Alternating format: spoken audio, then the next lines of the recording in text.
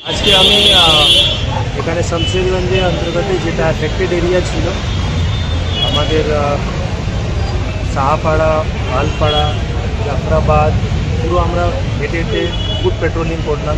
চুলিতলা, Bedbona, Jain colony, বাজার এলাকায় পুরো আমরা প্রায় 8-10 কিলোমিটার হেঁটে হেঁটে আমার সাথে আমার পুরো টিম, ন্যাশনাল এসপি, ওসি সাহেব, ওসি শমশেরগঞ্জ, পুরো আমাদের সিআরপিএফ থেকে, বিএসএফ থেকে সবাইকে নিয়ে আমাদের পুরো পুলিশ টিম আমরা সবাই ঘুরলাম, পরিদর্শন করলাম।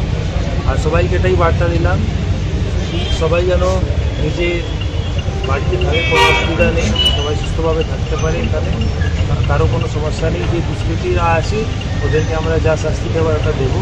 আর যে কোনো খারাপ কাজ করেনি, দুষ্কৃতি করেনি, ওরা নিজে বাড়িতে সুস্থভাবে আসতে পারে। বাজারেও আমরা ঘুরে এখানে বললাম বাজার যেন ভালোভাবে খুলে, কোনো অসুবিধা যেন না হয়। আমরা সবসময় ওনাদের সাথে আছি। মানুষ কি আস্থা রাখতে পারছে? একদম এখন আস্থা অনেক বেড়েছে। এখন মানুষ নিজের যে ডেলি কার্যকাল আছে ওটা করছে, কোনো অসুবিধা এখন আমি পাচ্ছি না। একটু ভিতরে ভয় আছে, কিন্তু ওটা আমার দৃঢ় সংকল্প আছে, ওটা কেটে যাবে কিছুদিনের মধ্যে। এলাকায় বোমা কতগুলো উদ্ধার হয়েছে? গতকালকে একটা ইনসিডেন্ট ছোট হয়েছিল এবং আজকে একটা ইনসিডেন্ট হয়েছে বোমার। কালকে একটা ঘটনা ঘটেছিল, ওটা আমরা যত তাড়াতাড়ি সম্ভব আমরা অ্যাকশনও নিলাম। আর যে 2 বাচ্চাকে চোট লেগেছিল ওটা তাড়াতাড়ি হসপিটালে পাঠানো হয়েছে। আমাদেরও টিম গিয়েছিল। আর যেখানে হয়েছে এই ঘটনাটা ওটা আমরা কেসও করেছি। কতগুলো কেস করা হয়েছে? কালকে যে ঘটনা ঘটেছিল ওটা আমরা কেস করেছি। স্যার অ্যারেস্ট হয়েছে কি এই ঘটনাতে?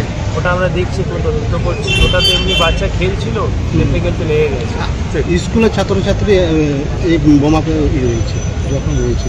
আজকে কোনো আজকে এরকম কিছু হয়নি, একটা পাওয়া গেছে। ওটাও আমরা যা কেস করার করবো। ওর মধ্যে যা ঝামেলা হয়েছিল, প্রপার্টি ডিসপিউট নিয়ে হয়েছিল, ওটা আমরা যা শাস্তি পাওয়ার বা যা কেস করা ওটা আমরা করবো। ঠিক আছে, ধন্যবাদ।